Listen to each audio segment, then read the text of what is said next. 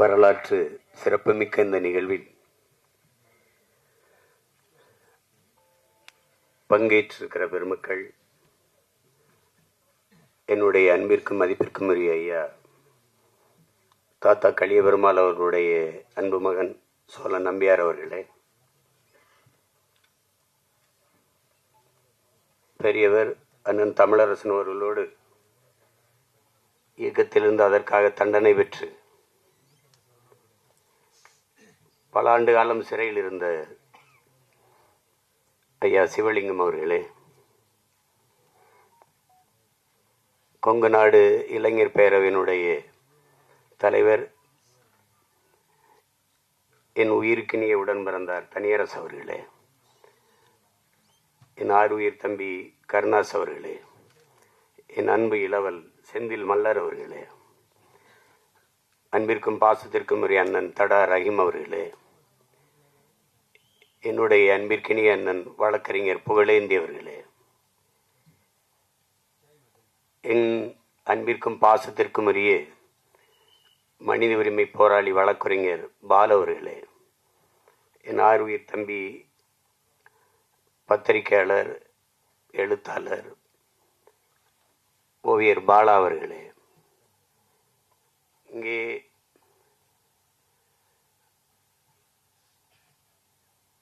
எங்களினுடைய அன்பு மருமகள் கவிதா அவர்களே,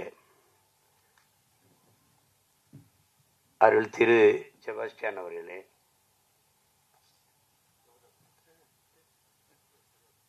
என்னுடைய அன்பு இளவல் கௌதமன் அவர்கள், இந்த நிகழ்வை ஒருங்கிணைத்தவர், என்னுடைய அப்பா வடமலை அவர்களுடைய பிள்ளைகள் என் தம்பி கௌதமனும் லலினும், அவருடைய மூத்த மகன் நான் என்கிற உரிமையிலே இந்த நிகழ்வில் பங்கேற்பதில் பெருமையும் மகிழ்ச்சியும் அடைகிறேன். இறுதி காலத்தில் என்னோடு பேரன்பு கொண்டு மகனே மகனே என்று என்னோடு எல்லா போராட்டங்களிலும் கூட்டங்களிலும் எனக்கு அருகில் ஒட்டி நின்றவர் என்னுடைய அப்பா வடமலை அவர்கள். அதை போலவே இங்கு வீற்றிருக்கிற எங்கள் ஐயா சிவலிங்கம் அவர்கள், இந்த நூலிலே இருக்கிற தமிழ்வாணன் அவர்கள், 6 மாத காலம் நான் சிறையில் அவர்களோடு இருந்தேன். இருவரும் எனக்கு நீண்ட அரசியல் வகுப்படுத்தார்கள். அந்த அரசியல் என்னுடைய அண்ணன் பெரியவர் தமிழரசன் அவர்களுடைய அரசியல்தான். அவர் சிறையிலிருந்து வெளியே வந்தோடு எங்களோடு இணைந்து எங்களுக்கு வழிகாட்டுதல் பணியை செய்து வந்திருக்கிறார். இங்கே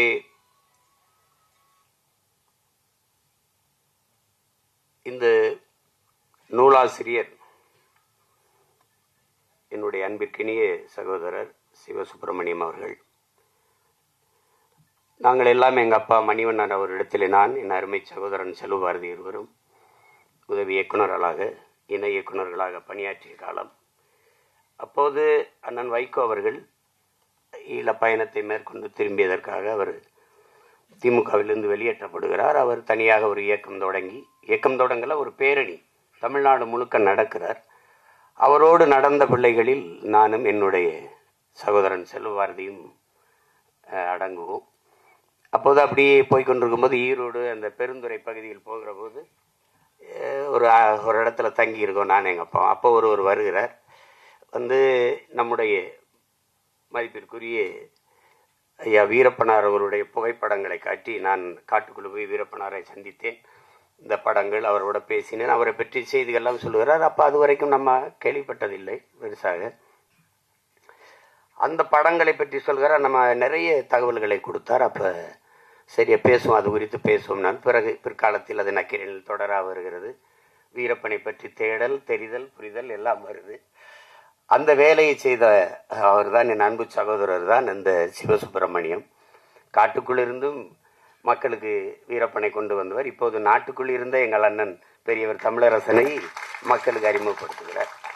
ஒரு வரலாற்றில் பெரிய பணி. நான் நம்ம பாரம்பரிய நெல் வகைகளை தொலைத்து விட்டோம். ஒவ்வொரு புத்தகமும் ஒரு விதை நெல்லுக்கு சமம் என்று புரட்சி பாவலர் சொல்கிறார். அதில் என் தம்பி கௌதமன் கூட குறிப்பிட்டார், இது ஒரு ஆகச்சிறந்த வீரியமிக்க விதை நெல். இது நெல் ஜெயராமன் அவர்கள் 500க்கும் மேற்பட்ட நம் பாரம்பரிய விதைகளை ஊர் ஊராக தேடி சென்று சேமித்தது போல என் அன்பு சகோதரன் சிவசுப்பிரமணியம் அவர்கள் பெரியவர் தமிழரசனை பற்றிய செய்திகளை ஊர் ஊராக தேடி சென்று ஒவ்வொருவராக சந்தித்து சேமித்திருக்கிறார் என்பதில் ஒரு ஐயமும் இல்லை. அதில் என்னுடைய சகோதரன் பாலா அவர்கள், இது வழக்கறிஞர் பாலு, என் தம்பி கௌதம்னு சொன்னது போல மாற்று கருத்து ஒருவரால் இவ்வளவு பெரிய பணியை செய்த முடிந்திருக்கிறது. அதுக்கு பாராட்டணும், அதுக்கு நம்ம பாராட்டணும். அப்போ நீங்கள் இப்போ ஜான் எஃப் கென்னடி கொல்லப்பட்ட போது ஒருத்தர் படம் எடுத்தார், இப்படி சுட்டார் என்று, அதுவும் ஓடிச்சு. அப்புறம் இன்னொருத்தர் அப்படி இல்லை இப்படி கொல்லப்பட்டார் அப்படின்னு ஒரு படம் எடுத்தார், அதுவும் ஓடிச்சு. இப்போ நம்முடைய தலைவர் மேதகவே பிரபாகரன் அவர்களுடைய முழு வரலாறு யார் கையிலையாவது நூலாக இருக்கா? இல்லை. ஆனால் வரலாறு இல்லாமல் இருக்கா? 100 வரலாற்று புத்தகங்கள் இருக்கு. ஒவ்வொருத்தரும் அவர் ஒரு போக்கில் எழுதியிருக்கிறார். முழுமையான வரலாற்று ஆவணம் யாருக்கும் இன்னைக்கு இல்லை. இந்த காரணம், வரலாற்றை படைப்பவனுக்கு வரலாற்றை எழுத நேரம் இருக்காது. அதுதான் இங்கே இருக்கிற சிக்கல். எங்கள் அண்ணனுடைய வரலாறு, பெரியவர் வரலாறே பெரியவரே எழுதினாதான். அவங்கவுங்க கேள்வி செய்தி வெளிச்செய்தி. ஆனாலும் இது வரலாற்றில் அரிய பணி, பாராட்டத்தக்க பணி. இப்போ எங்கள் அண்ணன் எப்படி கொல்லப்பட்டிருக்கலாம், உங்களுக்கு ஒரு கருத்து இருக்கு, இப்படி எழுதுங்க. இப்படி கொல்லப்பட்டிருக்கு, அதையும் எழுதுங்க. எல்லாத்தையும் படிக்கிறோம், எது சரியோ. ஆனால் ஒன்று உண்மை, பெரியவர் என்று நம்மோடு இல்லை, அவர் விட்டு சென்ற பணிகள் நமக்கு கையளிக்கப்பட்டிருக்கு, நம்மோடு இருக்கு. அதை தான் சேகுவாரா சொல்கிறான். ஒருவர் மரணித்து போனதாலேயே அவர் கொண்டிருந்த நோக்கமும் முன்வைத்த முழக்கமும் மரணித்து போவது இல்லை என்று. அது அப்படியே தான் இருக்கு. அது இருக்கிறனால தான் இவ்வளோ காலம் கழிச்சு இவ்வளவு பேர். அன்னைக்கு பெரியவரை பிடிக்கணும் கொல்லணும்னு நினைச்ச காவல்துறை நினைச்சிருக்காது, இன்னைக்கு இவ்வளவு பேர் கூடுவான்ட்டு. அது நடக்குது. அதனால அதில் மாற்று கருத்து இருக்கு. அதுக்காக இப்போ வருந்திக்கிட்டு இருக்க வேண்டியதில்லை. உங்களுக்கு இதுதான் நடந்ததுன்னா அதை சொல்லுங்க, அதை கேட்குறோம். ஆனால் இது சிவசுப்பிரமணியத்தை எவ்வளவு பாராட்டினாலும் தகும். இந்த பணியை செய்வதற்கு அவருக்கு முன்பு இங்கே யாரும் இல்லை என்பதை ஒத்துக்கணும். எங்க ஐயா சோழ நம்பியார் சொல்றாரு, நான் ஒரு புத்தகம் வெளியிட்டு இருக்கேன், வரலை, தெரியல.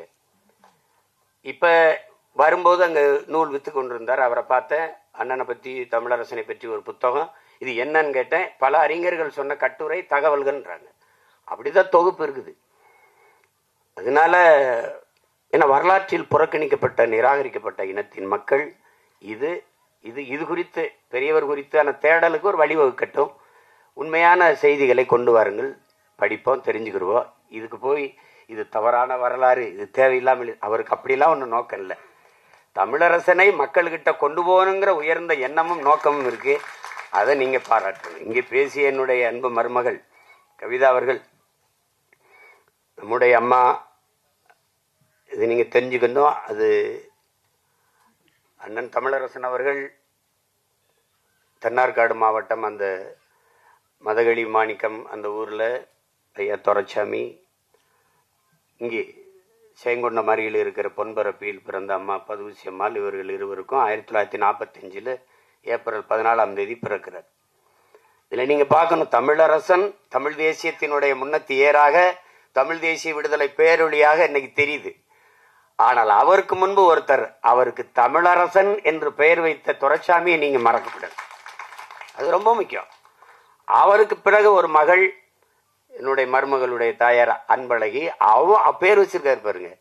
இன்னைக்கு என்ன பேர் வைக்கிறோம்னே தெரியாம விதுசா கதுசா எதையோ பேர் வச்சுட்டு அலையும் போது, அத்தனை ஆண்டுகளுக்கு முன்பு ஒரு மகன் தமிழரசன் அன்பழகி என்று பெயர் வைத்திருக்கிறார் என்றால் அவர் எவ்வளவு பெரிய, அவர் தான் உண்மையிலேயே தமிழ் தேசிய விடுதலையின் முன்னத்தி ஏர்.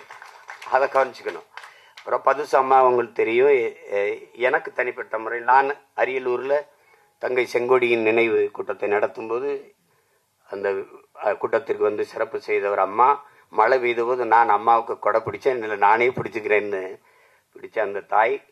அதில் என்னுடைய மருமகள் சொல்கிறாங்க, அம்மாவை பற்றி நீங்கள் தெரிஞ்சுக்கணும், பலமுறை பெரியவர் சிறைப்பட்டிருந்த போது ஒரு தடவை கடுமையாக, எப்பவும் சிறைப்பட்டா என்ன நடக்கும் தெரியும், தம்பி அடி வாங்கினவன் தான், அது எங்கள் அப்பாவோட பல தடவை அடி வாங்கியிருக்கிறார். அதில் ரொம்ப அடி. அந்த காயத்தோட அம்மா பார்க்க போகும்போது தள்ளாடி தள்ளாடி கால் வலியோடு நடந்து வரும்போது நான் திருமணமாகி அழுகிறார்கள் அம்மா பதுசி அவர்கள். நீ பல ஆண்டு குழந்தை பிறக்காம பல கோயில்கள், வேண்டாத தெய்வமில்ல, கும்பிடாத சாமியில் அப்படி பிறந்தவன் நீ, என் மகனை, இந்த தவமிருந்து பெற்ற என் மகனை இப்படி காயங்களோடு இப்படி இந்த நிலையில் பார்க்கவா நான் அவ்வளவு வர வேண்டி உன்னை பெற்றேன் என்று சொல்லும்போது அவர் சொன்ன பதில், அவர் பெரியவர் சொன்ன பதில், அப்படி பிறந்தவன் அப்படின்னு. நீ பல வருஷம் வேண்டி வர இருந்து ஒரு மகன் பிறந்தான் என்று நினைச்சாதானே உனக்கு கஷ்டம் இருக்கும். அப்படி ஒரு மகன் பிறக்கவே இல்லை நினைச்சிட்டு போயிரு. அப்படி அந்த தாய் பதுசி அம்மாள் அவருடைய நினைவிடத்துக்கு கட்ட தெரியல உங்களுக்கு. உடற்கரையில் ஒவ்வொருத்தருக்கும் கடற்கரையில் 2 ஏக்கரில் சமாதி இருக்கு. இது என் மருமகளுக்கு சொல்லணும். நான் அம்மாவுக்கு சமாதி கட்டுவேன், பல பேருக்கு கட்டுவேன், அதில் என் அம்மாவுக்கு கட்டுவேன். வேலி என்ன வேலி போடுவோம், அதெல்லாம் ஒரு பெரிய பிரச்சனை இல்லை. நம்ம வேலி போடுவோம், அங்கே மதில் சுவரில் கோட்டையே கட்டுவோம், தமிழரசனுக்கு சிலை என்ன கோயிலே கட்டுவோம். நமக்கு ஒரு காலம் வரும், இங்கே இருக்கிற எல்லாரும் சேர்ந்தா அது சாதாரணமாக நடக்கும். அதெல்லாம் ஒரு பெரிய இது இல்லை, அது ஒரு இது இல்லை. நீங்கள் கவலைப்படாமல் இருங்க, அதில் உரிய நேரத்தில் உரியது நடக்கும். அப்போ தாத்தா கலியபெருமாள் கூட தான் இடம் இல்லை, சிலை இல்லை, பிரச்சனை இருக்குது, செய்வோம். இந்த வெறி கூட்டத்தில் பேசிட்டு கலைஞ்சு போகிறது மாதிரி இருக்கக்கூடாது. கூடி கலையும் கூடி பொழியும் மேகமாக இல்லாம கூடி கலையும் காகமாக இல்லாமல் கூடி பொழியும் மேகமாக தமிழ் பேரினம் மாறிட்டா அப்புறம் என்ன பெரும் வெள்ளமும் புயலும் தான். அது ஒன்றும் இல்லை.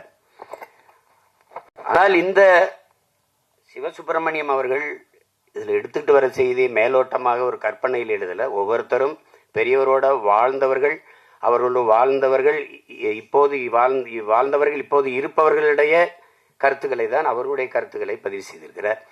என்னுடைய அன்பு சகோதரர் பாலவர்கள் சொன்னது மாதிரி சில கருத்துக்களை தவிர்த்திருக்கலாம் என்று தோணும், சேர்த்திருக்கலாம் என்று தோணும். எழுதி முடித்து விட்ட பிறகு ஒரு படத்தை எடுத்துட்ட பிறகு இந்த காட்சி இப்படி வச்சிருக்கலாம்னு தோணும், இது இப்படி செய்திருக்கலாம்னு தோணும். முதலாக ஒருத்தனுக்கு தோணுச்சு இல்லை, அது பாராட்டுக்குரியது. அதுக்கு சிவர் சுப்பிரமணியத்தை எவ்வளவு பாராட்டினாலும் தகும். வரலாற்றில் வீரப்பன் என்றாலும் தமிழரசன் என்றாலும் சிவசுப்பிரமணியத்தை மறக்கவோ மறுக்கவோ முடியாது. அதை நீங்கள் கவனத்தில் வச்சுக்கணும். இதில் பெரியவர் என் தம்பி கௌதமன் சொன்னது மாதிரி எங்கள் அப்பா வடமலை அவர்கள் அண்ணனுக்கு பெரியவர். அவரை விட வயதில் பெரியவர்கள்லாம் பெரியவர் என்று அழைத்தார்கள். நம்முடைய தலைவர் மேதகவி பிரபாகரன் அவரை விட சின்னவர்கள் எல்லாம் தம்பி என்று அழைத்தார்கள். என்னை விட பெரியவர்கள் எல்லாம் அண்ணன் என்று அழைப்பார்கள். இது ஒரு சுவை முரண். அது ஒரு அன்பின் நிகழ்ச்சியாக சொல்றது. பெரியவர்னா அவர் என்ன பெரியவர், அவர் வயசில் இல்லை, கொள்கையில் பெரியவர், கொண்ட நோக்கத்தில் பெரியவர், எடுத்த காரியத்தை முடிக்கிற போராட்டத்தில் பெரியவர். அதெல்லாம் பார்க்கும்போது அவர் தான் உண்மையிலே பெரியவர். என் தம்பி இது எப்படி பேர் வைக்கிறதுன்னு பெரியவர் தான், எல்லாரும் கூப்பிட்ட பெரியவர்னே நூலுக்கு பேர். ஆனாலும் தமிழ் தேசிய விடுதலை பேரொளி என்பதில் யாருக்கும் மறுக்க முடியாது. அவருக்கு முன்னத்த விதை தலைவர் பிரபாகரனுக்கு முன்பு தமிழ் தேசிய விடுதலை ஆயுதமேந்திய புரட்சியின் மூலமே வெல்ல முடியும் என்ற இந்த முதல் சிந்தனையை உருவாக்கியவன் இந்த மண்ணிலே நம்முடைய தாத்தா கலியபெருமாள் என்பதை யாரும் மறுக்க முடியாது. அது ஒவ்வொன்றா பேசுவோம். அவருக்கு அது இப்போ முதல்ல நம்ம இந்த நூல் சொல்வது அதில் நீங்கள் தெரிஞ்சுக்கணும், எப்படிப்பட்ட சூழலில் தமிழரசன் பிறக்கிறார் அப்படிங்கிறத முதல்ல பார்க்கணும். இந்த குளத்துல நீ கீழ் சாதிக்காரன் குளிக்க கூடாது, இந்த கோயிலுக்குள்ள நீ வரக்கூடாது, இந்த தெருவில் நடக்கூடாது, இவ்வளவு சாதி இருக்கத்தை தான் நம்ம பார்த்துருக்கோம், படிச்சிருக்கோம். ஆனால் உன் நிழல் இதுல விழக்கூடாதுங்கிற இறுக்கம் இருந்த காலகட்டம், அப்படிப்பட்ட சமூகம் பின்னணி.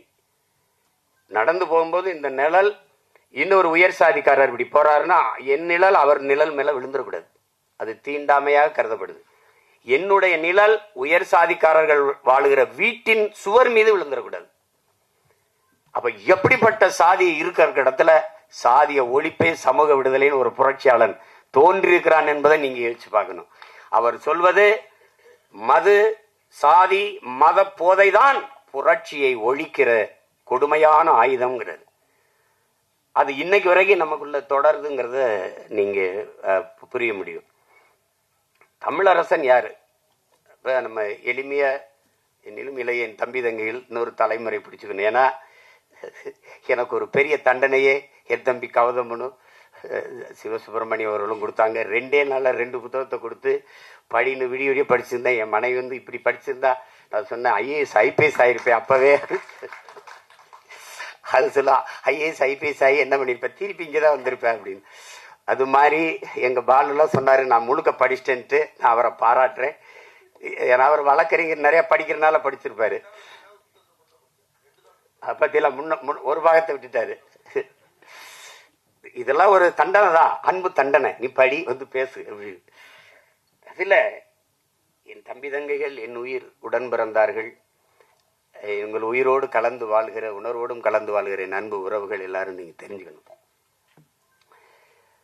தமிழரசன் அப்படின்னா முதல்ல அவர் இந்திய ஒருமைப்பாடு, இந்திய இறையாண்மை, ஒருங்கிணைந்த இந்தியா, இதுக்குள்ளதான் அவர் இருக்காரு. இந்திய கம்யூனிஸ்ட் கட்சி எம்எல், மார்க்சிஸ்ட் லெனினிஸ்ட் தத்துவம் தான். அதுக்கும் காரணம் அவரு. அப்ப அவருடைய அருமை நண்பர் ராகவன் சொல்றாரு, அவருடைய கூற்றாதான் இந்த நூல் பதிவு பண்ணிக்கிட்டே வருது. ஒவ்வொருத்தர் அவரா எழுதல. அதுல அவர் என்ன சொல்றாருன்னா, அப்ப மொழி புரட்சியில தான் திமுக ஆட்சிக்கு வருது, இந்தி திணிப்புல. அப்ப மொழி பற்றுல மாணவர்கள் எல்லோரும் தன்னெழுச்சியா போராடுறாங்க, அது ஆட்சிக்கு வருது. ஆட்சிக்கு வந்தோன்னா 67 திமுக ஆட்சிக்கு வருது. அந்த காலகட்டத்தில் இவங்கெல்லாம் கல்லூரிக்கு நுழையிறாங்க. அப்போ அது மொழி குறித்து இவங்க ஒன்றும் பெரிய அந்த மொழி போராட்டத்தில் இருந்தது விளைச்சல் ஒன்று இல்லை. அப்போ போய் அன்றைய முதல்வர் பேரறிஞர் அவரிடத்துல மாணவர்கள்லாம் போய் கேட்கும்போது, இந்த மொழி பிரச்சனையை எங்கிட்ட விட்டுட்டு நீங்க படிக்கிற வேலையை பாருங்கன்றாரு. அதுல இவர்களுக்கு விரக்தி வருது, ஒரு முழு நிறைவு வரல. இப்ப என்ன செய்யறதுன்னு வரும்போது இது குறித்து விவாதிக்கிறாங்க.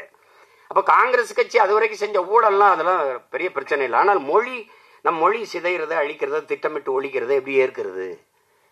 அப்ப இவங்க சார்ந்து இருக்கிற இடதுசாரி இயக்கங்கள், கம்யூனிஸ்ட் இயக்கங்கள்லாம் மொழி அது ஒரு பிரச்சனை இல்லை, அது ஒரு கருவிதான் அப்படின்ட்டு. மொழி ஒவ்வொரு தேசியத்தின் முகவரி, அடையாளம், ஒரு தேசியத்தின் உரிமை, உயிர் என்பதை அவர்கள் ஏற்க தயாரா இல்ல.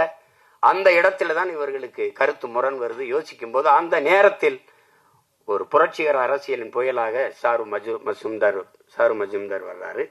அவர் அவர் வைக்கிற அவருடைய ஆவேச பேச்சுக்கள், அவர் முன்வைத்த கோட்பாடுகள் இவர்களை இழுக்குது. அப்ப இதுல உள்ள வந்துடுறாங்க. அவரு சொல்றாரு, அவர் முன்வைக்கிறது, எதிரியின் ரத்தத்தை கை நனைக்கவில்லை என்றால் அவன் கம்யூனிஸ்டே இல்லைன்னு. அதை என் உயிர் தம்பி தங்கைகளுக்கு சொல்ற, நம் எதிரிகளின் ரத்தத்தை நாம் கை நினைக்கலைன்னா நம்ம தமிழங்களே இல்லை. அதை நல்லா கவனிச்சுக்கணும். அதே கோட்பாடு தான். அந்த கோட்பாட்டை உள்வாங்கி தமிழரசனும் தோழர்களும் இந்த களத்துல வர்றாங்க. அவரு யார் தமிழரசன் அப்படின்னு பார்த்தா, ஐயா தமிழ்வாணன் சொல்றாரு, அவர் படிக்கல, படிச்சுட்டு முழுமையடையில. அவரு மெக்கானிக்கல் இன்ஜினியரிங். அவரு படிச்சுட்டு இருக்கும்போது 6 மாத காலம் தான் இருக்குது. அது 6 மாத காலம் முழுமையா படிச்சிருந்தா அவர் சொல்றாரு, தமிழரசன் ஏதோ ஒரு வேலை போயிட்டு வாழ்க்கை சுகமா நடத்தி இருக்கலாம். ஆனால் அதற்குள்ள இந்த போராட்ட களம் அவரை அழைக்குது. அது இந்த மொழி பிரச்சனையிலும் தொடங்கும் போது அங்கங்கே இருக்கிற சாதிய ஒடுக்குமுறைகள், உழைக்கும் மக்களினுடைய அவர்களுக்கு உரிய கூலி கிடைக்காத ஒடுக்குமுறை, அடக்குமுறை, இதெல்லாம் அவர்களை பெரிய அளவில் பாதிக்குது. அப்ப அதுக்கு என்ன செய்யலாம் அப்படிங்கும்போது, இந்த மாதிரி ஒரு ஏற்கனவே இருக்கிற புரட்சிகர இயக்கங்களோடு இணைந்து வேலை செய்யலாம் என்று படிப்பை பாதையிலே விட்டு வந்துடுறார். ஆனால் தமிழரசன் அந்த 67 மொழி இவர் கண்டுக்கலாம் போகும்போது 69 கோவையில படிச்சுக்கிட்டு இருக்கும்போது ஒரு தமிழ் வாழ்கன்னு ஒரு பதாயிரத்துக்கு வெள்ளப்பேண்டு வெள்ளச்சட்டை போட்டுக்கிட்டு ஆரஸ்புரத்தில் இருக்க தபால் நிலையார்கள் போய் ஒற்றை பதாகை பிடிச்சிட்டு ஒரே ஆள் தமிழ் வாழ்கன்னு போராட்டத்தை தொடங்குறாரு. இதுல இருந்து தெரிஞ்சுக்கணும், தமிழரசன் தனி மனிதன் அல்ல, அவரே ஒரு பேர் இயக்கம் என்பதை நாம புரிஞ்சுக்கணும். அதுக்கப்புறம் யாரா அந்த பையன் உட்காந்து ஒரு ஆளா போராட்டி இருக்காங்கன்னா, அங்க கல்லூரிக்கு போகுது, கல்லூரி மாணவர்னா அவங்க எல்லாம் ஆளை பத்திரமா கொண்டாந்து சேர்க்கிறாங்க. அதுல அவர் தோழர் சொல்றாரு, ஒன்னா ஒரே எல்லாம் படுத்திருந்தோம், ஒன்னா சாப்பிட்டோம், ஒன்னா படிச்சிருந்தோம், தமிழரசை எங்ககிட்ட கூட சொல்லல அப்படின்னா, அதான் இயக்கத்தை அவ்வளவு தூரம் கட்டி காத்த ரகசியம்னு. தன் உடன் படிக்கிற, படுக்கிற, சாப்பிடுற தோழன்னு கூட சொல்லல. அந்த தமிழரசன் அவருடைய ஊர் மதகடியர் மாணிக்கத்துல பட்டுச்சாமின்னு ஊராட்சி மன்ற தலைவராக கட்டியவர். அப்ப தமிழரசன் படிச்சுட்டு வீட்டுக்கு வரும்போது அக்கா அன்பழகி, உறவினர்கள் எல்லாம் சொந்தக்காரங்களாம் அவருக்கு தின்பண்டங்கள், சாப்பாடு பாடலாம் செஞ்சுக்கிட்டு வரும்போது வர்ற சாப்பாடை எல்லாம் அங்க கூடி இருக்கிற பிள்ளைகள், அங்க இருக்கிற உழைக்கும் மக்களுக்கு எல்லாம் கொடுத்துட்டு, அவர் கொண்டு வந்தது சுவையான சாப்பாடுலாம் கொடுத்துட்டு, அந்த பட்டுச்சாமி அவங்க வீட்டில் அங்க இருக்கிற உறவுகள், அந்த மக்கள் செய்கிற பழைய சோறு, கஞ்சி, இதை எடுத்து அது சாப்பிடுவார் தமிழரசன். அதுதான் தமிழரசன். இருக்கிறத மக்களுக்கு கொடுத்துட்டு என்ன இருக்குதோ, இது எங்க இருந்து வருதுன்னா, மலையாளப்பட்டினம் ஒரு கிராமத்துல அரசியல் வகுப்படுத்தி கொண்டு இருக்கும்போது தன்னுடைய தோழர்களோட அவர் சாப்பாடு அங்க இருக்கிற ஒரு சிற்றூர்ல ஏற்பாடு ஆகுது. அது ஒடுக்கப்பட்ட பழங்குடி மக்கள் வாழ்கிற இடம். அங்கிருந்து ஒரு தோழர் வாங்க சாப்பிடன்னு கூட்டி போறாரு. இவன் மாவை சொல்றாரு, மக்களோடு உழைங்க, மக்களோடு உண்ணுங்கள், மக்களோடு உறங்குங்கள்னு இந்த கோட்பாட்டை அடிக்கடி சொல்லிக்கிட்டே இருந்துட்டு அதில் மாவை சொல்லிட்டு அதிகாலையில் இருந்து அவர் முதல்ல குளத்துல குதிச்சு குளிக்கிறது வழக்கம். அதுபோல் இந்த கோட்பாட்டை சொன்னவொன்னே சாப்பிடப்போ சரி இந்த தோழர்கள்லாம் வேகமாக போய் குளத்துல குளிக்க போனால் குளம் அப்படி இல்லை. குளம் ஒரு செஞ்சாந்து வனத்தில் ஒரு அழுக்காக இருக்குது, குட்டையாக இருக்குது, அங்கே எருமாடு குளிச்சிருக்கு, பன்னி குளிச்சிட்ருக்கு.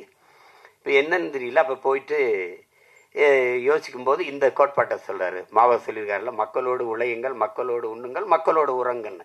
அதையே சொல்லிக்கிட்டு அது ஓழி போய் குளிக்கிறாங்க. புரட்சி ஓங்குகன்னு குளிச்சுட்டு வந்தால் சாப்பாடு வைக்கும்போது பார்த்தா சுண்டலி அது மண்டையோடு இருக்குது. அது சாப்பாடு சுண்டலி மண்டையோடு எளிய சாப்பிட்றதே கடினம்.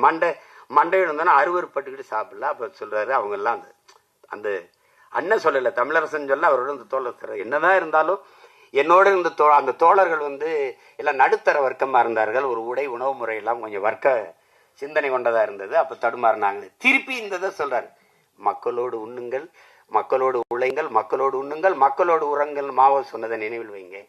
உழைக்கும் மக்கள் தீபாவளி பொங்கல் என்னைக்காவது பண்டிகை நேரம் தான் அரிசி சோறு சாப்பிடுவாங்க. அவங்க எல்லாத்தையும் நம்ம வர்றோம்னு நமக்காக சமைச்சு வச்சுருக்காங்க. சாப்பிடாம போனீங்கன்னா மனசு கஷ்டப்படுவாங்க, சாப்பிடுங்கன்னொன்னே எல்லாரும் உட்காந்து சாப்பிட்ருக்காங்க, சாப்பிட வச்சுருக்காரு. அதில் என்னென்னா சாப்பாடு ரொம்ப சுவையாக இருந்தவன தோழர்களாக திருப்பி திருப்பி கேட்டு சாப்பிட்டாங்கங்கிறதா நிகழ்வு. இதுதான் தமிழரசன். நீங்கள் ஒவ்வொன்றா பார்த்துட்டு வாங்க. தமிழரசன் யாரு? தமிழரசன் எப்படின்னா கருத்து ஒரு முகத்தில் ஒரு மறு, ஒரு கருத்த நிறம், கனிவான முகம், வேங்கையின் பார்வை. அது எழுதியிருக்க அப்படி சிவசுப்பிரமணியம். அது அப்படி முழுமையான படங்கள் இல்லை. இன்னைக்கு இருக்கிற அரசியல் திறமையெல்லாம் 1,00,000 ஃபோட்டோ இருக்கும், போஸ் கொடுத்து நம்ம வச்சிருக்கலாம். போராளிக்கு ஃபோட்டோ எடுக்க நேரம் இது. அப்போ அப்படி வர்றது. அப்போ அந்த சேங்கொண்டம் பக்கத்தில் இருக்கிற குளங்களில் இருக்கிற அந்த செம்மண் படிந்த தண்ணியில் துவைக்கிறதுனால ஒரு அரக்காவி நிறத்தில் வேட்டி சட்டை, அது ஏற்ப ஒரு துண்டு வச்சுட்டு சரியாக சீப்பு வச்சுத்தனா தலைவாடுற பழக்கம் இல்லை. அதனால ஒரு சுருள அடர்த்தியை எண்ணெய் தேய்ச்சி சீவாதனால அது அப்படி இருக்கிற முடி, அந்த மாதிரி இருக்கிற ஒரு உருவம். வேட்டி 4 முளை வேட்டி கலந்து விழுந்துடாம வியாபாரிகள் கட்டுற ஒரு பெல்ட்டு. அதில் 3 அடுக்கு இருக்குது. ஒரு அடுக்கு சுருள் கத்தி, அந்த கத்தி ஒரு அடுக்கில் கையெறி குண்டு, ஒன்றில் காசு. இது தமிழரசன். பிறகு இந்த காலில் செருப்பு, சில நேரம் ரப்பர் செருப்பு, அந்த செருப்பும் இருக்காது. எப்படி பார்த்தாலும் நடந்து நடந்து நடந்து நடந்து காலெல்லாம் கண்டக்காலெல்லாம் செம்மண் புழுதி வடிஞ்ச கால்கள். ஆனால் கையில் ஒரு சாக்கு பை. சில நேரம் அந்த தம்பி கௌதன் சொன்ன மாதிரி இதெல்லாம் மனிதன் ஏறி ஓட்டுற சைக்கிளாங்கிற அளவுக்கு ஒரு சைக்கிளில் அந்த பின்பக்கம் கேரியரில் அந்த வச்சுக்கிட்டு வர்ற ஒரு இதுதான் தமிழரசனுங்கிறது. இவ்வளவு வெளிய அடையாளம் தான் தமிழரசனுக்கு. தமிழரசனை பற்றி அவருடைய நண்பர் எம்ஏ கோதண்டராமன் சொல்றார். கோதண்டம் அரசனை அடிச்சே கொள்ளுவான், சாமியார்கள் பட்டினி ஓட்டே கொள்ளுவாங்க, தமிழரசன் நம்மளை நடக்க வச்சே கொள்ளுவான் அப்படின்ட்டு இதுதான் அவருடைய சுருக்கம். இப்போ நீங்கள் ஏஎம் கோதண்டராமன் தமிழரசனுங்கிறது வழியில் நடந்து போகும்போது ஒரு முள்ளு கிடந்தா முன்னாடி போகிறவர் வழியில் முள்ளு கிடக்கு பார்த்துவாங்க. இது ஒருத்தர். இன்னொருத்தர் அந்த காலால் எத்தி ஓரத்துக்கு தள்ளி விடுவார், மற்றவர்கள் காலில் குத்திடக்கூடாதுன்னு. இது ஒருத்தர். இன்னொருத்தர் அதை எடுத்து அப்படி சாலையின் ஓரத்தில் போடுவார், அவர் ஒருத்தர். இன்னொருத்தர் அதை எடுத்து இந்த முள் யார் காலையும் குத்தாம அப்படியே கிடந்து மக்கி போகிற ஒரு குழியில் தூக்கி போட்டுட்டு போவார். அதில் அவர் சொல்றாரு, ஒரு முள்ளு தான் 4 பேர், ஒவ்வொருத்தரும் ஒரு பார்வை. இந்த கடைசியாக ஒருத்தர் அந்த முள் யார் காலையும் படாமல் யார் காலையும் படாமல் மக்கி போகிற ஒரு குழியில் தூக்கி போட்டார்ல, அதான் தமிழரசன் அப்படின்னு. அதுதான் தமிழரசன். அதை நீங்கள் எடுத்துக்கணும். சிறையில் இருக்கும்போது கைது பண்ணி கொடுக்கும்போது அந்த காவலுக்கு நிற்கிற அதிகாரி இப்போ வரைக்கும் தான், இப்போ வரைக்கும் இவ்வளோ காலம் கழிச்சு அண்ணனுக்கு மட்டும் இல்லை, இப்போ வரைக்கும் அப்படியே நிற்பாங்க. வேறப்பா ஏதோ செஞ்சு வச்ச சிலை மாதிரி. இவர் நம்மால் பார்த்து எதுக்கு இவ்வளோ வேறப்பா நிற்கிறீங்க, எதுக்கு நிற்கிறீங்க? சரி, உங்கள் மேலதிகாரி தான் மதிக்கிறானா? இல்லை உங்கள் அம்மா அப்பாவை அந்த மேலதிகாரி மதிப்பானா? உங்களுக்கு கீழே இருக்கிற உழைக்கும் அடித்தட்டு மக்களை, ஏழை எளிய மக்களை நீங்கள் ஏதாவது மதிப்பு கொடுத்துருக்கீங்களா? வேட்டி சட்டை வெள்ளையா கட்டி பேண்ட் சட்டை போட்டவரை விசாரிக்கிற மாதிரியா இந்த ஏழை எளிய மக்களை நீங்கள் காவல் நிலையத்திலிருந்து விசாரிக்கிறீங்க? நீங்கள் எல்லாம் இப்படி இருக்கிறதுக்காக சுபாஷ் சந்திர போஸ், பகத்சிங், ராஜகுரு, சுகதேவெல்லாம் போராடி உங்களுக்கு இந்த இதை வாங்கி கொடுத்தாங்க வேலையை. அவங்களுடைய உழைப்பு, எங்களை மாதிரி எண்ணற்றவர்களுடைய உயிர் தியாகம் தான் உங்களுக்கு இந்த சீருடைய பெற்று கொடுத்துருக்கு. அதெல்லாம் இந்த நீங்கள் வாங்குற சம்பளம் உழைக்கும் மக்களுடைய காசு. ஏழை எளிய மக்களின் உழைப்பு. உங்களுக்கு அதிகாரம் பண்ற மேலதிகாரிகள் சம்பளமும் எங்க காசு தான். அதையெல்லாம் மறந்துட்டு நீங்க உண்மையிலே வேலை உழைக்கும் ஏழை எளிய மக்களுக்கு செய்யணும், அவங்களுக்கு தான் சேவை செய்யணும். நீங்க அதிகாரிகளுக்கு கையெட்டி நிக்கிறீங்க, அடிமையா இருக்கீங்களே, இதுல விறப்பு வேற அப்படின்னு பேசுறப்படி. அதை கேட்டா சரி என்னடா ரொம்ப கேவலமா இருக்கு பிறகுன்னு கொஞ்சம் இது பண்றாரு. அப்ப நீங்க சட்டத்திற்கு முன்பு எல்லாம் சமம்ங்கிறீங்க. நீங்க போலி அரசியல், போலி சுதந்திரம். இது அப்படி இருக்கா? இங்க ஜனநாயகம்ங்கிறது இருக்கா? சட்டத்திற்கு முன் எல்லோரும் சமம்ங்கிற அப்படி இருக்கா? அப்படிப்பட்ட அதிகாரம் நிறுவப்பட்டிருக்கா? அப்படிப்பட்ட ஜனநாயகம் இருக்கா? அது இல்லை. எல்லாருக்கும் சம அளவு உணவு கிடைக்குதா? பாதுகாப்பான வாழ்க்கை இருக்கா? அது கிடைக்கணும்னு தான் நாங்க போராடுறோம். இதுதான் தமிழரசனுடைய கொள்கை, கோட்பாடு. நீங்க முழுக்க போட்டு படிச்சுட்டு இருக்க நேரம் இருக்கோ இல்லையோ, இதை தமிழரசன்னா யாருன்னு தெரிஞ்சுக்கணுமே. நீங்க தமிழரசை வெடிகுண்டு வீசுறா, கொள்ளையடிச்சா, சுட்டுட்டான், இப்படித்தான் நம்ம முன்னோர்கள். இங்கே இந்தியம் வேறு ஆரியம் வேறு இல்லை. இந்தியம் திராவிடம் ரெண்டும் தமிழ் இனத்திற்கு, தமிழ் தேசிய அரசியலுக்கு நேர் எதிரானது என்பதை நீங்க புரிஞ்சுக்கணும்.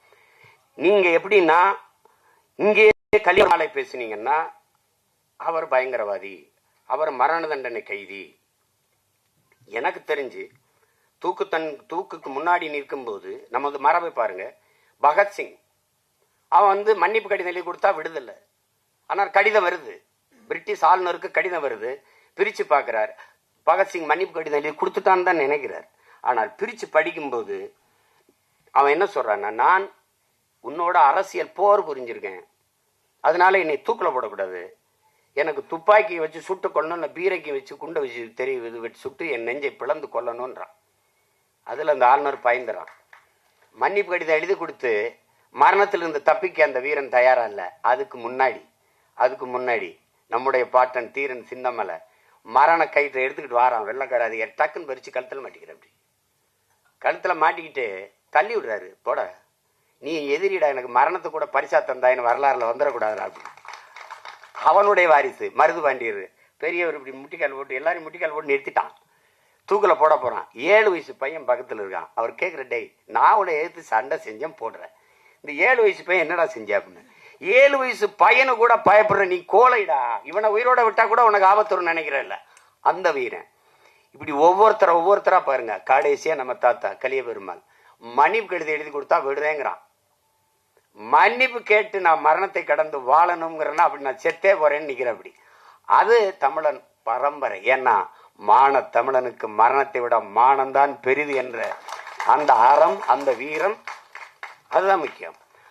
அந்த மாதிரி இதுல இந்த முன்னோர்களில பார்க்கும்போது நீங்க கலிய பெருமாள், தமிழரசன், வீரப்பன், பிரபாகரன், இந்த வரிசையில பாத்தீங்கன்னா எங்கெங்கு தமிழனுடைய வீரம் தலை தூக்குதோ, எழும்புதோ, அதை எல்லாம் பயங்கரவாதம், தீவிரவாதம், பிரிவினவாதம் என்று பழி சுமத்தி அடக்கி ஒடுக்கி அழிக்க வேண்டிய அவசியம் இந்த ஆட்சியாளர்களுக்கு. ஏன் என்றால் வீரம் தமிழர்களின் எழுச்சி குறியீடாக மாறி, வீரப்பன் என்றால் கைதற்றான், பிரபாகரன் என்றால் கைதற்றான், கலிய பெருமாள், தமிழரசன் என்றால் இளம் தலைமுறையில் எழுச்சி கொள்கிறார்கள். இந்த எழுச்சி தடுக்கப்பட வேண்டும். ஏனென்றால் அவர்கள் எழுச்சியுற்று ஒன்றாகிவிட்டால் திராவிடம், இந்தியம்லாம் இங்க செல்ல காசாயிடும். அதுக்கு பயப்படுறான். உனக்கு வீரப்பன் எப்படி சொல்லுவான்? மாயாவி, திருடன். நான் கேட்டேன், வீரப்பனே திருடன்டா ஜெயலலிதா கருணாநிதிக்கு பேர் என்னடா வைக்கிறது? ஒருத்தன் பதில் இல்லை. சந்தனக்கட்டை ஏற்றி வித்துட்டாரு, யானையில கொண்டு வித்துட்டாரு. வித்தவங்க காட்டுல இருந்தா வாங்கினவெல்லாம் எங்கடா இருந்திய? ஒரு நடவடிக்கை இல்லை. பாதியில வந்துட்டாது இருக்கா? ஒண்ணும் கிடையாது. அப்படிப்பட்ட தாத்தா கலிய பெருமாள். அந்த ஒவ்வொருத்தரையும் நீங்க நினைச்சு பார்த்தீங்கன்னா ஒன்று புத்தகம் முழுக்க அரிய செய்திகள் நீங்க படிக்கணும். சாரு மஜ்னும்தார்னா நீங்க சும்மா அப்படி சொல்லிட்டு போல. அவர் எப்படி வந்தாரு, எப்படி நக்சல் பாரிகள் உருவானாங்க, எப்படி நக்சல் பாரிகள் இயக்கம் ஒடுக்கப்பட்டது, அதெல்லாம் அதுல இருக்கு.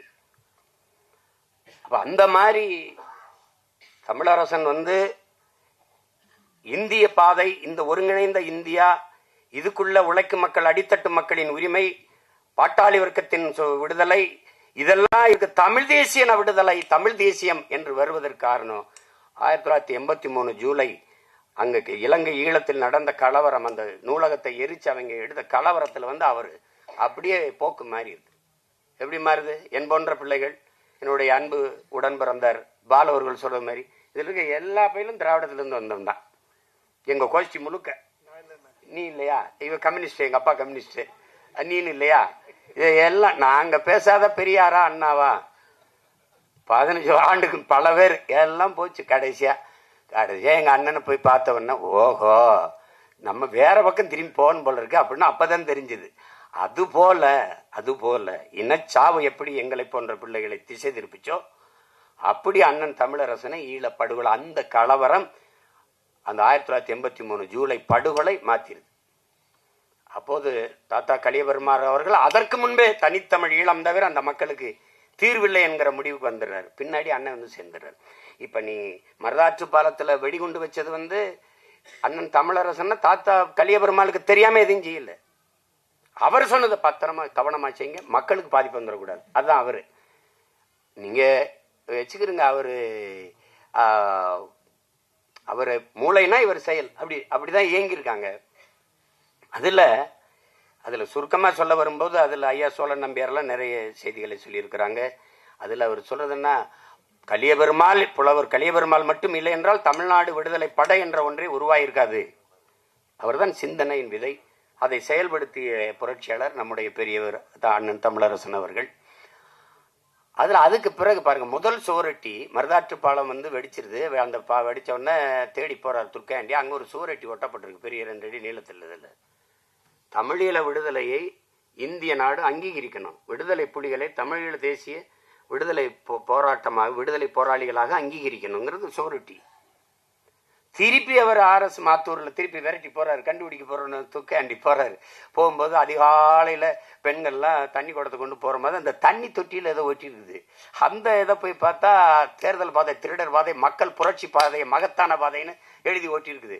இது 2 எழுத்தும் ஒரே எழுத்தா இருக்குன்னா எழுதுன ஆள் இங்கதான் இருக்காரு, நம்ம ஆள் தேடிக்கிட்டு இருக்காருன்னு அப்படிதான் அவரை தேடி தேடி போறாங்க.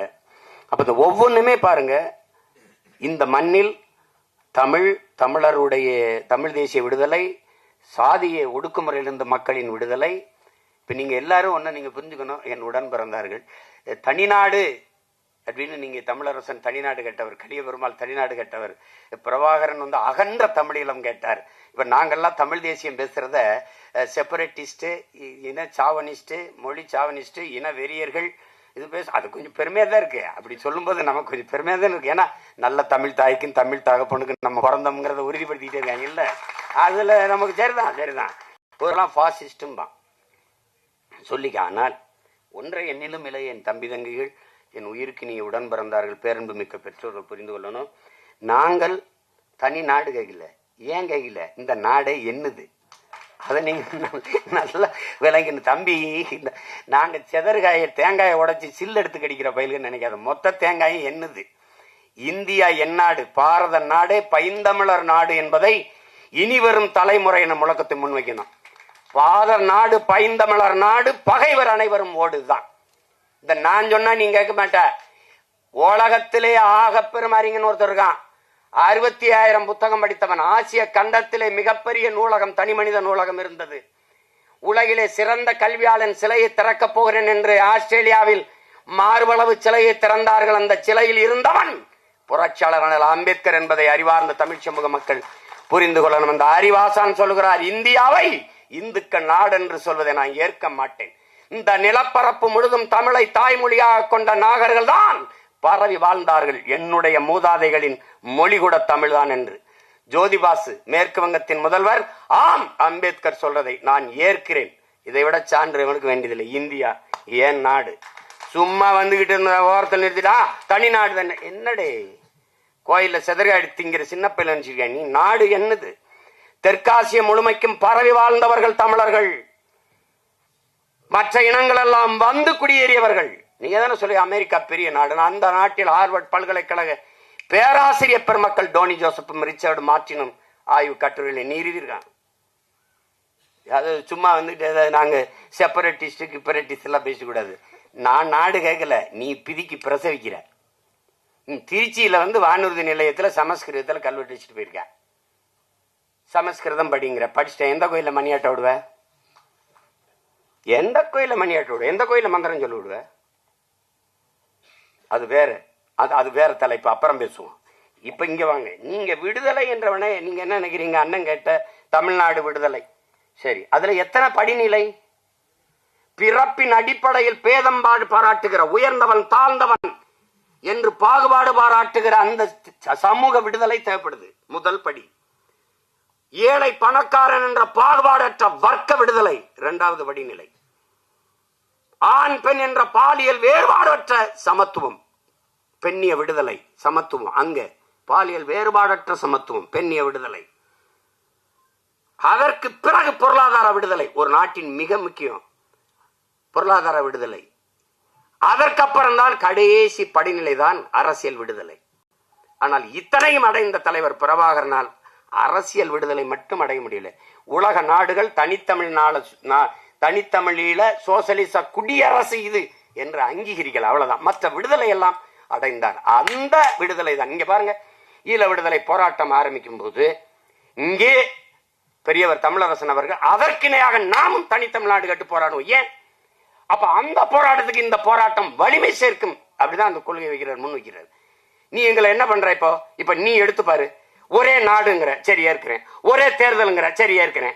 ஒரே கல்விக் கொள்கை, சரி ஏற்கிறேன். ஒரே வரி சரங்கு சொரிங்கிற, ஏற்கிறேன். ஒரே ரேஷன் கார்டுங்கிற, ஏற்கிறேன்.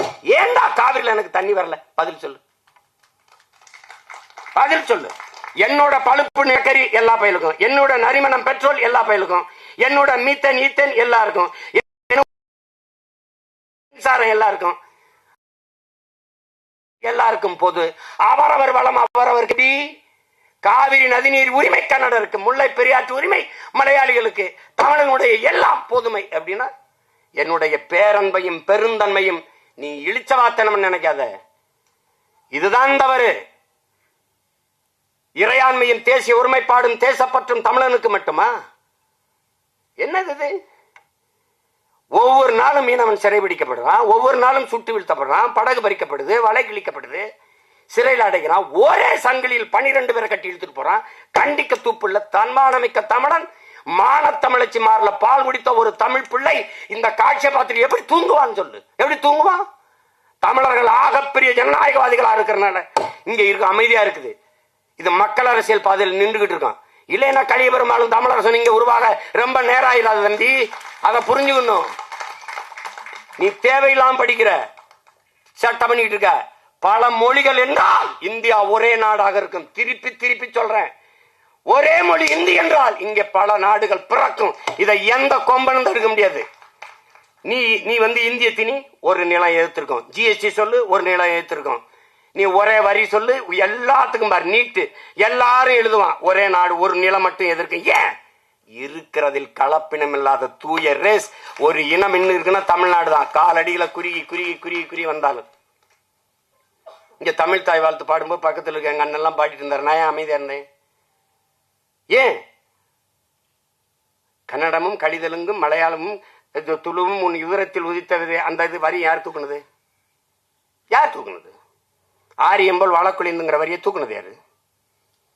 அந்த பாட்டே முழுமையா இல்ல. திராவிட நல் திருநாடு எங்கிருந்து வந்தது? ரொம்ப நாளா பாடிட்டோம். எங்க பாட்டன் மனோன்மணியர் தூக்கிடுவோம். திராவிட நாடு இங்க எங்க இருக்குது? திராவிட நல் திருநாடு, திருடன் நாடு, திராவிட நாடு, திருடு நாடுன்னு வேணா வைக்கலாம், அதுக்கு பேர் வைக்கலாம். என்ன நாடு இது? யார் நாடு?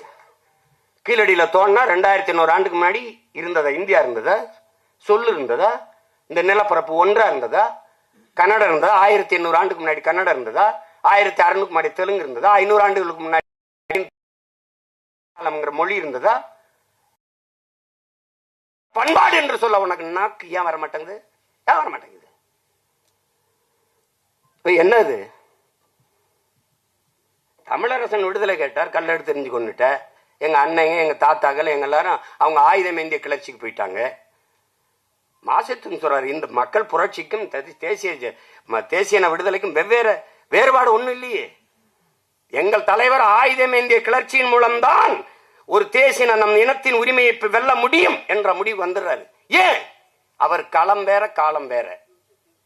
அவன் எங்க அடிமைப்படுத்தியவன் வந்து என்கிட்ட வாக்கை பெற்று வலிமை பெற்று அதிகாரத்தை செலுத்தி அடிமைப்படுத்தல.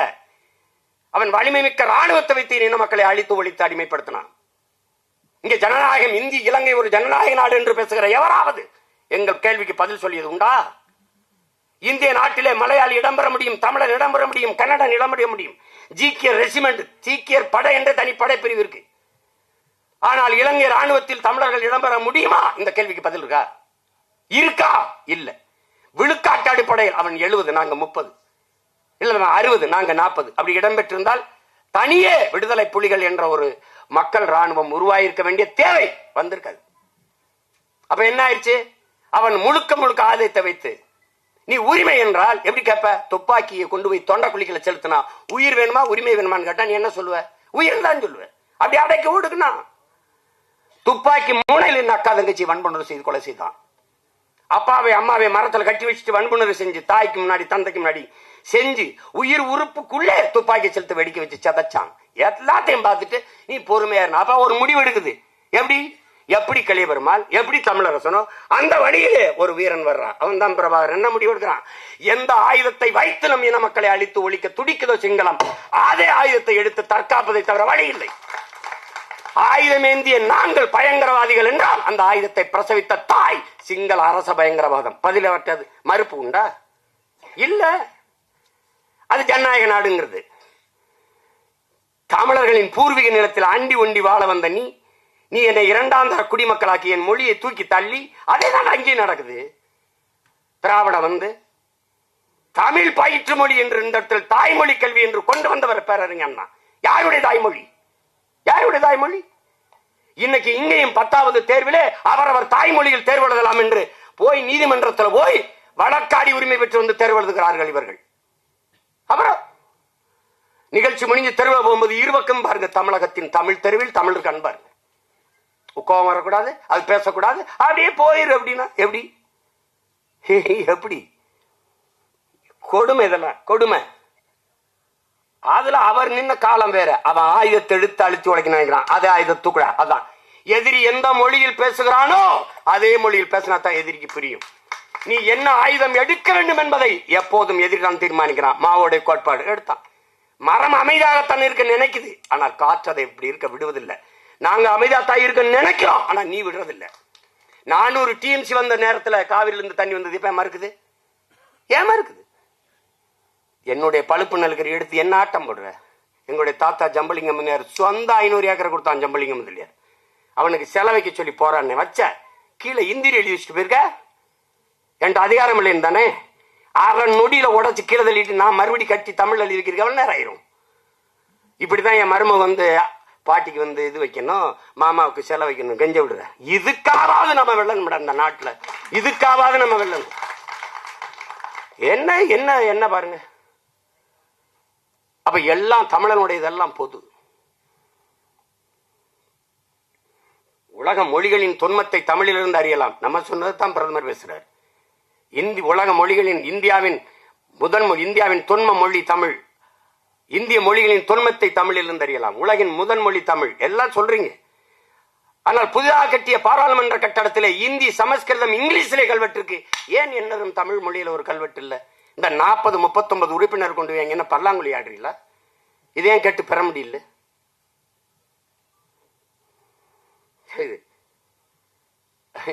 தப்பு. தமிழரசன் தனிநாடு கேட்டாரு. சரி, எங்க அண்ணன் கையில வெடி குண்டு இருந்துச்சு, துப்பாக்கியில கையை என் தம்பிலாம் சொல்றான், அது கையெறி குண்டு வச்சிருந்தாரு. எங்க தாத்தாட்டா ஒண்ணும் இல்ல, அவர் மக்கள் திரட்சி போராட்டத்துக்கு போயிட்டாரு. எனக்கு நம்ம தாத்தா முத்துராமலிங்கத்தேவர் கல்யாண மண்டபம், நம்ம கட்சிக்கார நம்ம கொள்கையாளர் யாரோ திருமணம், அந்த திருமணத்துல போய் அப்ப நான் சினிமா எடுத்துக்கிட்டு அப்பப்ப பெரியாரிய மார்க்சி அம்பேத்கர் கூட்டங்களை போய் பேசுறதா. அதே ஏதாவது இப்படி சிவப்பு துண்டை போட்டு இந்த கால் மேல உட்காந்து இப்படி உட்காந்துருக்க. அப்படி இங்கிட்டு ஓடுறேன் பார்த்தீங்க, வேடா பை வச்சிருந்தாரு, பெரிய பையன். அந்த பையில ஒரு புத்தகம் இருந்துச்சு, சின்ன புத்தகம். இப்ப கூட எல்லாரும் பெருசு நீட்டு கொஞ்சம் கூடுதலாக சேர்த்திருக்காங்க. இவ்வளவுதான் அவருடைய வரலாறு, சின்னது, ஒரு 15-20 பக்கத்துக்குள்ள எழுதியிருந்தாரு. படிச்சுக்கிட்டே வந்து கடைசியில முடிக்கிறார். மக்களை திரட்டி அரசியல் படுத்தாமல், மக்களை அணிதிரட்டி அரசியல் படுத்தாமல் புரட்சியை முன்னெடுக்க முடியாது. அதுதான் அதை தாத்தா எடுத்தாரு. எங்க அண்ணன் தமிழரசன் வேற வழி, ஆயுதம் ஏந்திய கிளர்ச்சியின் மூலம்தான் மக்களை விடுதலை செய்ய முடியும், மக்கள் தேசிய உரிமை, இந்த தேசிய இனங்களின் உரிமையை வெல்ல முடியும் அப்படிங்கிற முடிவுக்கு வந்தார். அதை இந்த பாதைக்கு போற தாத்தாட்ட கேட்கும்போது இதை செய்யாதீங்கன்னு அவர் சொல்லல. நீங்க அந்த பாதையில் போங்க என்று சொன்னவர் தாத்தா கலியபெருமாள் அவர்கள். துணிஞ்சு அந்த பாதையை முன்னெடுத்தவர். இந்த மண்ணில் இருக்கிற ஆபத்தை நீங்க புரியணும். அந்த மண்ணில் ஆயுதம் வச்சிருக்கான், நம்மள எடுத்தா பிரச்சனை இல்லை. தலைவர் பிரபாகரன் ஒருவன் சுட்டால் காவல்துறை வழக்கு இல்ல, நீதிமன்றம் இல்ல, கோர்ட் இல்ல, விசாரணை இல்ல, தண்டனை இல்ல. ஆனால் இங்க ஒருத்தனை நம்ம சுட்டால் கொலை செய்தால் அது வழக்கு. எனது இது மக்களாட்சி, அது அங்க ராணுவ அடக்குமுறை. இங்க வென்றவன் அப்படி இல்லை. இங்க என்ன பண்றான், நம்மளுடைய வாக்கை வாங்கி நம்மளுடைய அரசியல் அதிகாரத்தை பெற்று நம்மளை மேல இருந்து நம்ம உரிமையை பறி கொடுத்துட்டு நம்மளை அடக்கி ஒடுக்கி அச்சுறுத்தி தமிழ்னு பேசு திட்டுவான், உரிமைன்னு பேசு திட்டுவான். இதைத்தான் என்ன சொல்றாரு நம்ம தாத்தா முத்துராமலிங்கத்தர், என்ன சொல்றாரு, நீ ஊமையாக இருக்கிற வரை உன்னை ஜனநாயகவாதி தேசியவாதியும் தான், உரிமை என்று வாயை திறந்துட்டா உன்னை தேச துரோகின்ற வேண்டா. இதுதான் கதை. இப்ப நீங்க பேசு, உன்னை முடிச்சிருவான். அப்ப என்ன முடிவுக்கு வர வேண்டியது இருக்குது? இங்கே எந்த வாக்கை வாங்கி நம்மளிடத்திலே அரசியல் அதிகாரம் அதை கைப்பற்றி நம்மளை அடக்கி ஒடுக்கி அடிமைப்படுத்த நினைக்கிறானோ அதே அரசியல் அதிகாரத்தை கைப்பற்றுவது தவிர அடிமைப்பட்ட தமிழ் தேசிய மக்களுக்கு விடுதலையில மக்களின் பிரச்சனைகளை அரசு கையில் எடுக்காத போது அரசு அதிகாரத்தை மக்கள் கையில் எடுப்பதை தவிர வழி இல்லை. இதுதான் கலியபெருமாள் பாதை, இதுதான் தமிழரசன் பாதை. இது நீங்க போட்டு இந்த முழு புத்தகத்தை இவ்வளவு பெருசு இருக்கு எப்படி படிக்கிறதா நினைக்காது. இதுதான் கோட்பாடு, இவ்வளவுதான் எளிமை. தமிழ் அரசன் என்பது தமிழ் தேசிய உரிமை, விடுதலை, மீட்சி, இவ்வளவுதான். தமிழ் மீட்சியே தமிழர் எழுச்சி, தாத்தா தேவனையப்பாவானர். இந்த கோட்பாடுகளின் சுருக்கம் தமிழ் அரசன். அதை வச்சுட்டு அடிச்சிடணும். இப்ப நாம செய்ய வேண்டியது, தூக்க வேண்டியது தலைவர் பிரபாகரனை போல துவக்கல்ல, அண்ணன் தமிழரசன் பெரியவர் தமிழரசனை போல துவக்கல்ல, தாத்தா கலியபெருமாளை போல துவக்கல்ல. எந்த வாக்கை பெற்று நம்மளை அடிமைப்படுத்தினார்களோ அதே வாக்கை தூக்க வேண்டும் என்று தன்மானமிக்க தமிழ் பிள்ளைகள் கிளர்ந்து எல்லாமே. இவ்வளவுதான். நீங்க பேச்சளவுல இங்க சாதி ஒழிப்பே சமூக விடுதலை, அது இப்ப பாத்தீங்கன்னா அப்படி இருக்குன்னா தன் சாதி தவிர பிற சாதியை ஒழிக்கிறது, இதான் இங்க சமூக விடுதலை. ஆனால் கலியபெருமாளும் தமிழரசனும் கண்டது அதல்ல. இவர்களால் அந்த சமூக ஓர்மையை நிறைவேற்ற முடியவில்லை, ஆனால் நிறைவேற்றி காட்டியவன் அந்த நிலத்தில் நம்முடைய தலைவன் பிரபாகரன். நீங்க உயர் சாதிக்காரன் சுடுகாட்டின் வழியே தாழ்ந்த ஆதி தமிழ் குடிமகனினுடைய உடலை சுடுகாட்டு வழியே கொண்டு போக முடியல இங்க. ஆனால் அங்கே நீ பிரிகேடியராரு, சாதாரண வீரனாரு, எவனா இருந்தாலும் ஒரு விடுதலை புலி மறவன் மாவீரர் துயிரும் இல்லத்தில் ஒன்னா படுத்திருந்தான். அதுதான் பிரபாகரனுடைய சாதனை. இந்த நிலத்தில் விதைத்ததை அந்த நிலத்தில் நிறைவேற்றி காட்டிய புரட்சியாளன் தலைவர் பிரபாகரன். நீ இந்த கோட்டுக்குள்ள நாட்டுக்குள்ள வெளியில என்னவா இரு, ஆனால் என்னுடைய இயக்கத்துக்குள்ள வந்தால் தமிழனாயிருங்கிறதா அவருடைய கோட்பாடு. அதை நிறைவேற்ற இந்த நிலத்தில் போராடிய புரட்சியாளர்கள் தாத்தா கலியபெருமாளும் பெரியவர் தமிழரசனும் என்பதை தம்பி தங்கிகள் மறந்து விடக்கூடாது. இப்போ அவங்க ரெண்டு பேரும் இல்ல, ஆனால் முன்வைத்த கோட்பாடும் கொள்கைகளும் நமக்கு கையளிக்கப்பட்டிருக்கிறது என்பதை நீ மறந்து கடந்து போயிட முடியாது. எப்படி சிதைந்து அழிந்து கொண்டிருக்கிற தமிழ் தேசிய மக்கள் பாதுகாப்பாக வாழ்வதற்கு போராடித்தானாக வேண்டும் என்ற நிலைக்கு தள்ளப்பட்டு விட்டார்கள். இந்த வரலாற்றின் பேர் அழைப்பிலிருந்து பெரும் பணியிலிருந்து தமிழ் இளம் தலைமுறையினர் விலகிச் செல்ல முடியாது என்று தலைவர் பிரபாகரன் சொன்னதை நீங்கள் கவனத்தில் வச்சுக்கணும். தாத்தா கலியபெருமாளும் பெரியவர் தமிழரசனும் விட்டு சென்ற வரலாற்று பெரும் பணி நமக்கு கையளிக்கப்பட்டிருக்கிறது என்பதை நீங்க நினைக்கணும். நீங்க இன்னைக்கு புத்தகம் எழுதி பாராட்டிருக்கீங்க, அங்கே மருமக சொல்லுது மாமாவுக்கு சிலை இல்ல, பெரியவருக்கு சிலை இல்ல, பெத்த தாய்க்கு நினைவிடம் கட்ட முடியல, அதுக்கு சொந்த நிலத்தில் ஒரு வேலி கட்டி பாதுகாப்பா வைக்க முடியல. இப்ப தெரிஞ்சுக்க நீ எவ்வளவு கீழான அடிமையா இருக்க. எத்தனை கோடியில ஒவ்வொருத்தரும் கடற்கரை சமாதி எங்கெங்க இதுல பத்தாக்குறைக்கு பேனா வேற வைக்கிறேன்ட்டு இதெல்லாம் வந்து கொடுமை. கார் ரேஸ் கொழுப்படுத்து, கார் ரேஸ் விட்டா வெளிநாட்டு முதலாளிகள் அப்படி வந்துருவான். நீ எதுக்கு அமெரிக்கா வர இங்க இருந்து கார் ஓட்டிட்டு இருக்க வேண்டியதானே?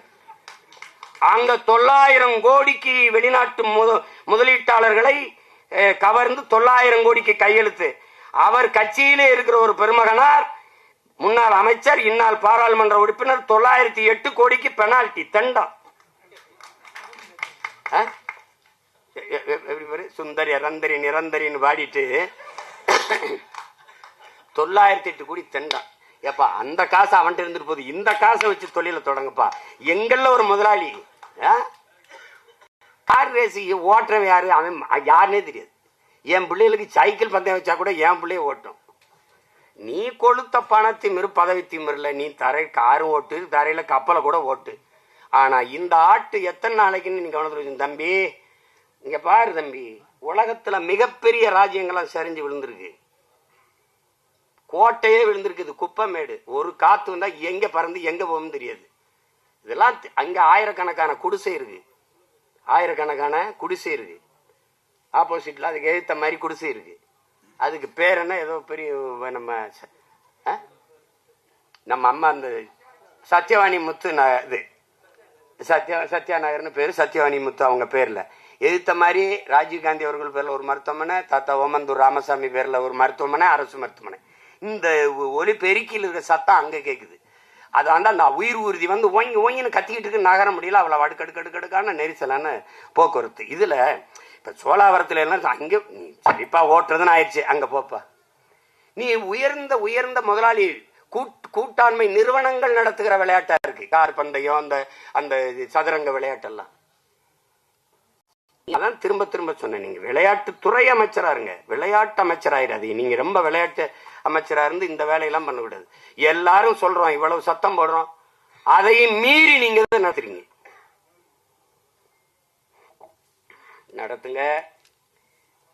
அதாவது அநீதி அக்கிரமம் பெருகும் போது தானே ஒரு புதிய ஒன்று தோன்றும். இது ஒன்றும் பண்ண முடியாது. இது இப்போதைக்கு நமக்கு இருக்கிற மிகப்பெரிய பொறுப்பும் கடமையும் இங்கே பல்வேறு அமைப்புகளை சேர்ந்த பெருமக்கள். நாம் ஒரு தாய் பிள்ளைகளா பிறந்தோம், ஒரு சின்ன வீட்டில் வாழ்ந்தோம், குழந்தைகளா இருக்கும்போது பெரியவங்களானோம், படித்தோம், அண்ணனுக்கு திருமணம், இந்த குடும்பத்துக்குள்ள நெரிசலாக இருக்கு, தனி ஒரு வீடு, அக்காவை கட்டி கொடுத்தோம், அவர் தனி வீடு, தங்கச்சியை கட்டி கொடுத்தோம், தனி வீடு, நம்ம ஒரு திருமணம் பண்ணிக்கிட்டோம், தனி வீடு.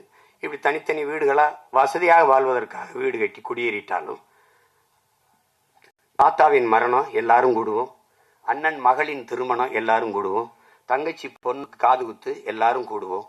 அப்படி ஒரு குடும்பத்தில் பொது நிகழ்வு என்று எல்லோரும் கூடும்போது, நம் இனத்தின் பொது சிக்கல் என்று வரும்போது, இங்கே தனித்தனி வீட்டில் இருப்பது போல தனித்தனி இயக்கங்களாக இருந்தாலும் ஒரே நோக்கத்துக்காக ஒன்றிணையும் போதுதான் தமிழ் தேசிய அரசியல் வலிமை பெற முடியும், விடுதலை பெற முடியும் என்பதை அறிவார்ந்த தமிழ் சமூக மக்கள் புரிந்து கொள்ளணும்.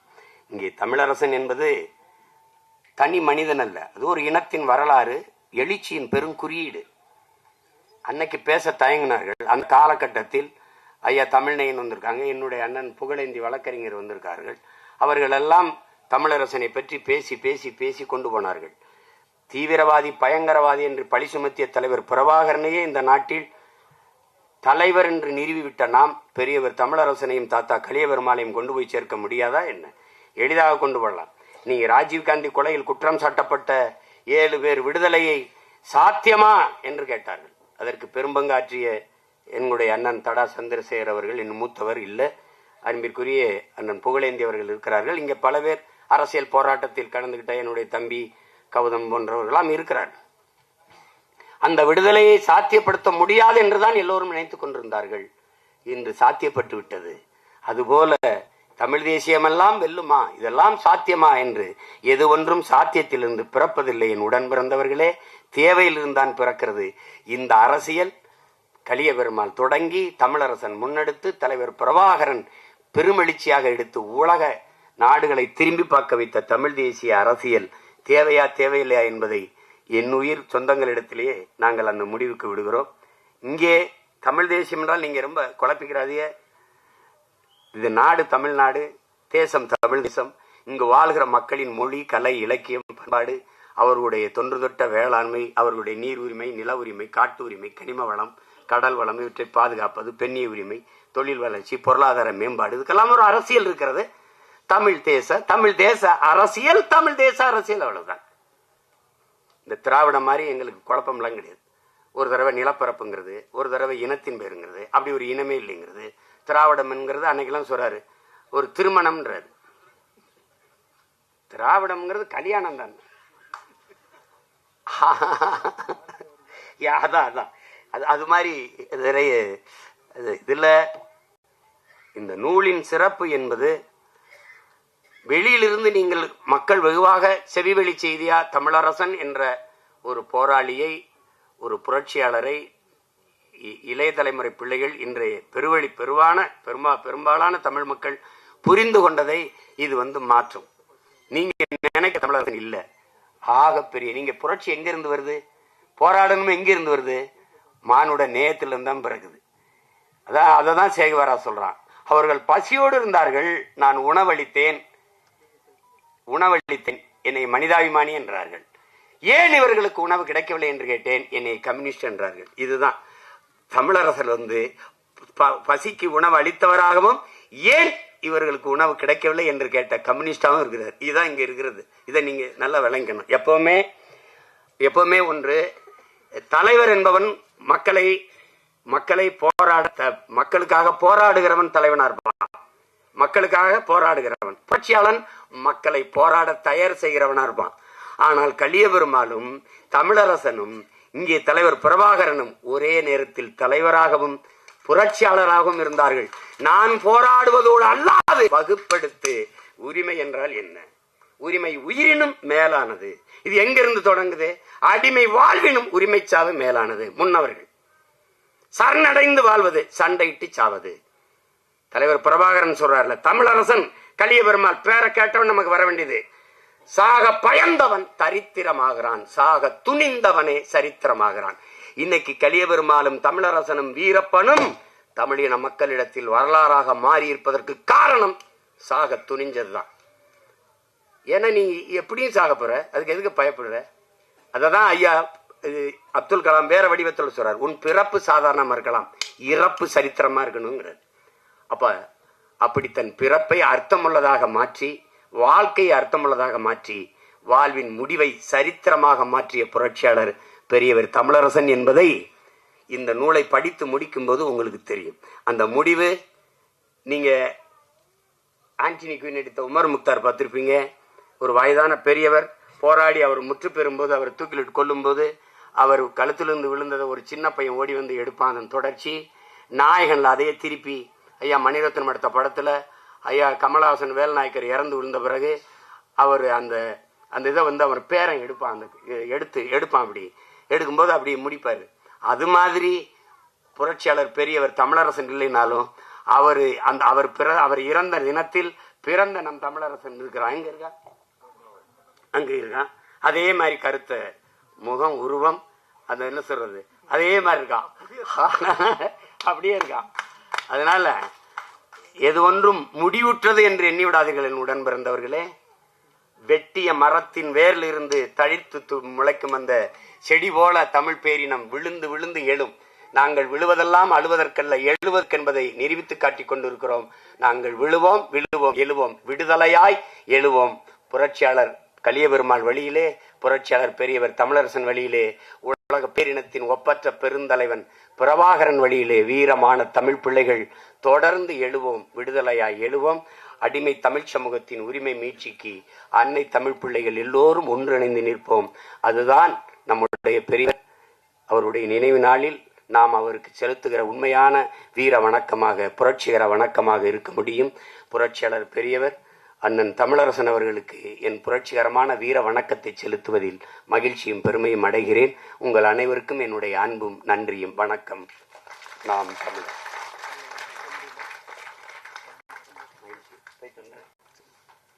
வைக்கலாமா? போயிட்டு வர வைக்கலாமா?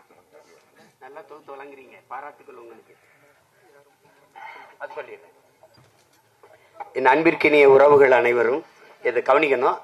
நான் நெற்கட்டும் சேவலுக்கு பாட்டனார் பூலித்தேவனுக்கு மரியாதை செய்யறதுக்கு போறதுனால போறேன், இல்லைன்னா கடைசி வரை இருப்பேன். ஆனால் நீங்க இந்த இடத்துல கலைந்து செல்வது என்பது நம்முடைய பெரியவர் அண்ணன் தமிழரசனுக்கு செய்கிற மரியாதையா இருக்காது. இன்னும் அரை மணி நேரம், ஒரு மணி நேரம் அமைதியாக இருந்து நிகழ்வின் இறுதி வரை நீங்க இருப்பதான் உண்மையிலேயே நீங்க அந்த ஒப்பற்ற புரட்சியாளனை போற்றி அவருக்கு செலுத்துகிற வணக்கமாக இருக்கும். அமைதியாக அமருங்கள். இதைவிட நீங்கள் அவருக்கு செய்கிற வீர வணக்கம், மரியாதை எதுவுமா இருக்க முடியாது. இருங்கள். புத்தகம் வாங்கி படியுங்கள். அனைவரும் புத்தகம் வாங்கி படியுங்கள். தயவு செய்து வாங்கி படிங்க. படிக்கிற பழக்கத்தை தமிழ் சமூகம் வளர்த்துக்கணும். சுவாசிப்பது போல வாசிப்பதை பழக்கமாக்கி கொள்ளுங்கள். அவ்வளவுதானே.